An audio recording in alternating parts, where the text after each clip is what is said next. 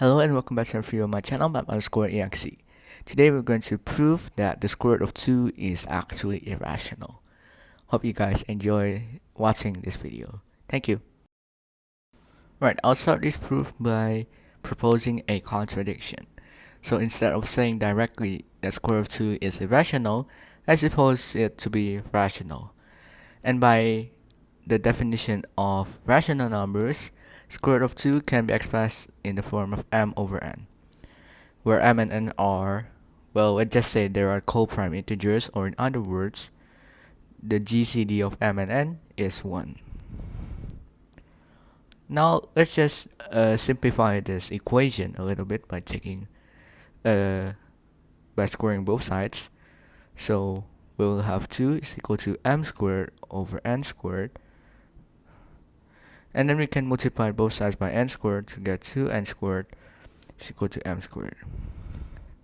Notice on the left hand side, it is a multiple of 2. Hence, the right hand side must also be a multiple of 2. So therefore, we can set m to be, let's see, 2 times a certain integer. Let's just call it a.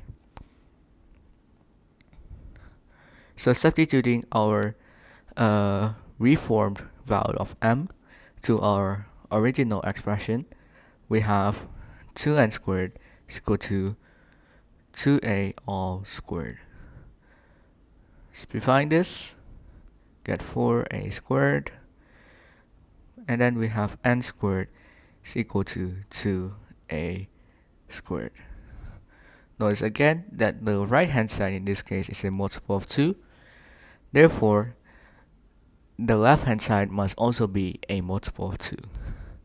So therefore, we can set again n to be, let's see, 2 times b, where b is again another integer. However, notice this, if we go back to our original assumption that the GCD of m and n is 1, or in other words, m over n is irreducible, we have just contradicted that fact, because we have found that both of these numbers m and n are actually multiples of 2. So hence, we arrive at a contradiction. So therefore, we're done with the proof, and then we can just claim that square root of 2 is irrational. Alright, let me just end this video with some similar questions that are related to this proof. Alright, so here are similar questions. The first one is that prove that if a non-negative integer k is a non-perfect square, then the square root of k is irrational. So instead of having square root of 2, why not just have this number inside to be like any number that is not a perfect square? I just suppose that to be k. So I would highly suggest you to prove this claim. Second one is prove that a non-negative integer k is not a perfect power of an integer n. In other words, k cannot be expressed in the form of x to the n, where x is a certain integer. Then the nth root of k is irrational. So as you can see right here. So these are two similar problems. One is generalized from changing the number inside the square root to possibly any non-perfect square integer.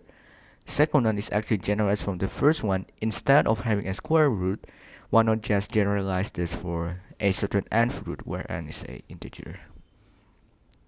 Alright, so I would like to hear your thoughts down in the comments, and this ends this video. Goodbye.